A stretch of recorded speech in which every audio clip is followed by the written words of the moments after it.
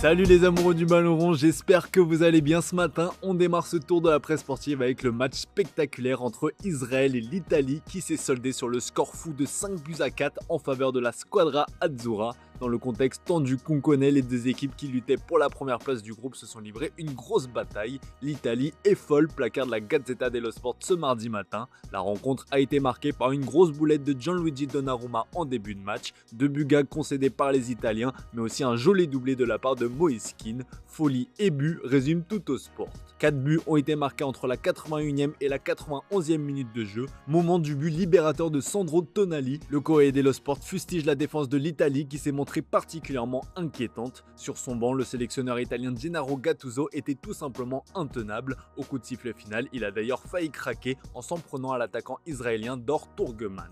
L'intervention des membres de la sécurité du stade a été nécessaire pour éviter une bagarre entre les joueurs des deux camps. Avec cette victoire, l'Italie est désormais deuxième avec une meilleure différence de but sur son adversaire du soir, un groupe dominé par la Norvège d'Erling Haaland. La Nationale n'aura pas le droit à l'erreur pour assurer la qualification lors des 2 derniers matchs en octobre prochain, sous peine de manquer pour la 3e fois consécutive la Coupe du Monde. Pour parler de l'actualité des clubs, le Corriere dello Sport se penche sur le choc entre Naples et Manchester City la semaine prochaine. Le quotidien transalpin évoque le retour tant attendu du roi KDB. Avec 3 buts et une passe décisive en 2 matchs avec la Belgique durant cette trêve internationale, le maestro semble en bonne forme. Autre joueur évoluant dans le championnat italien à avoir fait forte impression, un certain Manu Koné. Comme le relaye le Corriere dello Sport, l'AS Roma se réjouit de la nouvelle dimension prise par son milieu de terrain. Très courtisé cet été, le Français a fait le choix de rester dans la capitale italienne où il est considéré comme un élément essentiel. Le club de la Louve est toutefois conscient qu'il ne pourra pas retenir le joueur bien longtemps. Arrivé il y a un an pour 18 millions d'euros, l'AS Roma se frotte déjà les mains en cas de future revente puisque son prix est estimé aujourd'hui entre 40 et 45 millions d'euros. Un prix qui pourrait continuer à grimper en cas de grande saison. Justement, parlons de l'équipe de France qui dispute son 2e match de qualification ce soir face à l'Islande. La rencontre se déroulera au Parc des Princes, stade du Paris Saint-Germain qui est actuellement en conflit ouvert avec Didier Deschamps après les blessures de Désiré Doué et d'Ousmane Dembélé. Mais malgré les polémiques, le sélectionneur français devrait bien aligner Barcola en tant que titulaire. On vote la confiance, placarde l'équipe ce matin en référence à la chute de Bayrou et de son gouvernement. A priori, le 11 sera quasi identique à celui aligné lors de la victoire face à l'Ukraine, à quelques changements près. Marcus Thuram va avoir l'opportunité de bousculer la hiérarchie, tout comme Théo Hernandez. Le défenseur français qui a choisi de s'exiler en Arabie Saoudite cet été en signant à Al Hilal aura l'occasion de faire changer David Dédé qui préfère plutôt Lucas Digne pour le moment. Une chose est sûre, la rencontre des Bleus sera particulièrement scrutée du côté du Paris Saint-Germain, surtout si malheur arrivait à Bradley Barcola. Mais pour le journal Le Parisien, ce n'est pas le moment de se déchirer. Il faudra faire le boulot face à l'Islande et repartir avec les 3 points de la victoire. Dédé c'est sous pression, surtout que l'ombre de Zinedine Zidane plane toujours. Si on sait que le natif de Bayonne dira au revoir à l'équipe de France après la Coupe du Monde, on ne connaît toujours pas l'identité de son successeur, du moins officiellement. Car en coulisses, l'équipe indique dans ses colonnes que Zidane se prépare en silence à prendre les rênes de l'équipe de France. Zizou observe attentivement les joueurs et les compétitions auxquelles participent les joueurs éligibles à la sélection. Plusieurs de ses proches affirment même que l'ancien Ballon d'Or 1998 observe et c'est tout.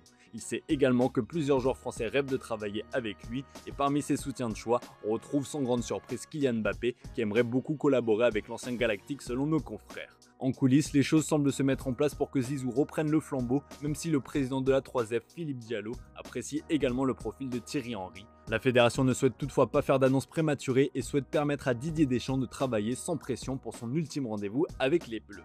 Allez, on va continuer à parler encore un peu de la sélection tricolore avec un autre milieu de terrain qui impressionne en ce début de saison. Si Manu Koné fait le sale boulot entre guillemets, c'est pour permettre à Aurélien Tchouaméni de briller de 1000 feux et ça fait plaisir au journal AS comme vous pouvez le voir. Dans la lignée de son excellent début de saison avec le Real Madrid, Tchouaméni a confirmé sa grande forme avec les Bleus avec cette sublime passe décisive pour Mbappé face à l'Ukraine. Métamorphosé sous les ordres de Xabi Alonso, l'ancien monégasque semble bien parti pour faire une grande saison et devenir l'un des piliers de l'équipe de France et du Real Madrid. Le Français s'est fait une entorse à la cheville le 10 août dernier lors d'un entraînement, ce qui a écourté sa préparation. Le problème semblait mineur mais le temps montre que c'est plus grave et dans le cas de Camavinga, joueur sujet aux blessures, Madrid se veut particulièrement prudent, explique le journal AS. L'objectif pour Kama est de revenir dans le groupe pour le match de Ligue des Champions face à Marseille la semaine prochaine. Le milieu de terrain va devoir redoubler d'efforts pour récupérer sa place aussi bien en équipe de France qu'au Real Madrid, puisque Tchouaméni semble désormais bien installé. Le journal espagnol évoque aussi la situation de Ferland Mendy qui est toujours aussi floue. Le latéral gauche est out depuis 4 mois. S'il est dans la dernière ligne droite de sa convalescence, Mendy ne s'est pas encore entraîné avec le groupe. Malgré des rumeurs de départ cet été, le Français est resté à Madrid et la concurrence s'est accrue à son poste avec l'arrivée d'Alvaro Carreras qui est devenu titulaire devant Fran Garcia. Enfin, Marca évoque une bonne nouvelle avec le retour de blessure d'Hendrick, un retour qui s'apparente toutefois à un casse-tête pour Xabi Alonso qui va devoir lui trouver une place dans son effectif. Déjà que le coach madrilène ne sait plus où donner de la tête avec Rodrigo, le nouveau numéro 9 du Real peut avoir du souci à se faire compte tenu de la forte concurrence. En plus, dans l'esprit de Xabi Alonso, Gonzalo Garcia et Franco Mastantuono semblent partir avec une longueur d'avance. On file en Catalogne avec le Barça qui malheureusement n'a pas les mêmes problèmes de riches que son rival. Le journal Sport déplore de nouvelles victimes du côté d'Hansi Flick avec les blessures de Frenkie de Jong et de Gavi. Le néerlandais a dû quitter le rassemblement des Pays-Bas à cause d'une légère blessure musculaire en haut de la cuisse droite. Le Barça n'a pas précisé la durée de son indisponibilité, mais ce n'est pas une bonne nouvelle à moins de 3 semaines du choc face au PSG en Ligue des Champions. Concernant Gavi, la préoccupation est plus grande comme l'explique le journal AS. Touché au genou, le milieu de terrain a dû déclarer forfait avec l'Espagne pour ce rassemblement. Si Hansi Flick se voulait rassurant, espérait récupérer son joueur après la trêve, sa blessure pourrait être plus grave que prévu. D'après le média, si sa douleur au genou droit ne s'atténue pas dans les prochains jours, une arthroscopie pourrait être envisagée. Gavi est touché au même genou qu'il y a 2 ans et qu'il avait tenu écarté des terrains pendant plus d'1 an. En cas de nouvelle intervention, ce serait évidemment un nouveau coup dur pour le Barça et pour le joueur qui avait réalisé une pré-saison plus qu'intéressante.